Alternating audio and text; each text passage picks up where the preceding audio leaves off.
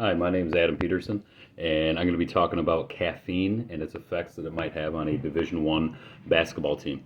We're going to talk about and break this down in a couple different categories: the benefits of caffeine, the disadvantages of caffeine, what type of athlete might benefit from using caffeine as an ergogenic aid.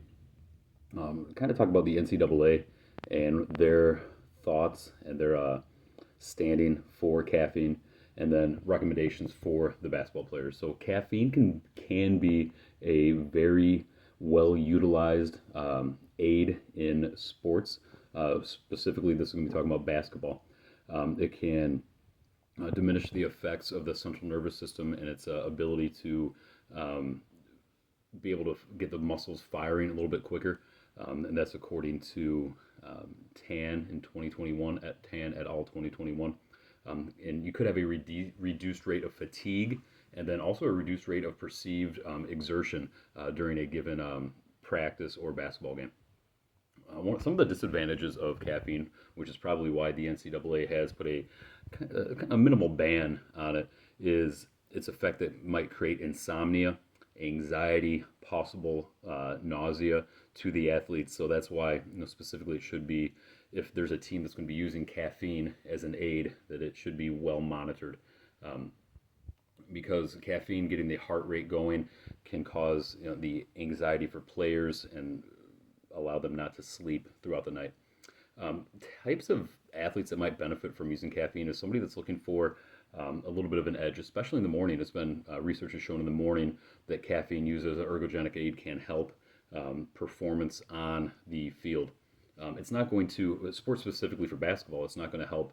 And there's been research studies done by this specifically via Pickering and Kiley, but that it's not going to increase your free throw percentage or your ability to make shots. But what it can do, and it's been shown that it can improve your vertical jump, which has a direct correlation and has been shown to also increase through studies, increase total and offensive rebounds for a basketball team. My suggestion would be, or my recommendation is that caffeine can be used as an ergogenic aid for basketball players um, that want to increase their performance on the court. It's not going to help them with their actual shooting, as I mentioned, but according to TAN et al. 2021, um, it will get them moving more on the court.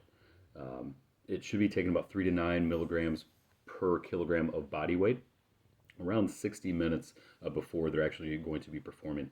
It can be taken in pills, liquid form, or gum, which is going to be ingested quicker than some other types of pills that you might find. It has also been shown by Guest et al. 2021 that caffeine has to improve that vertical jump, which can definitely help basketball players, as we saw recently in the NCAA March Madness tournament.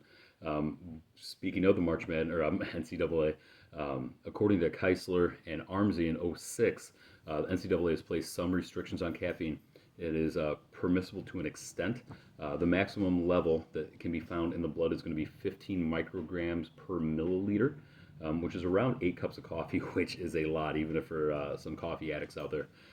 Caffeine as an ergogenic aid usually takes its effect about 250 milligrams or so, which is going to be about 4 to 5 cups of coffee. So the NCAA allows it, however, not to that high extent. And I think that's just to keep the players that they have safe, and they're not going to be over consuming, which is going to lead to that insomnia and possible anxiety. So my last suggestion would be if my basketball players are going to use caffeine, to use it for practices or some low stress games or scrimmages, possibly not the ones that are going to lead to a lot of stress, like a March Madness play-in game or a national championship game, because that could cause more insomnia and anxiety in a basketball player. Thank you.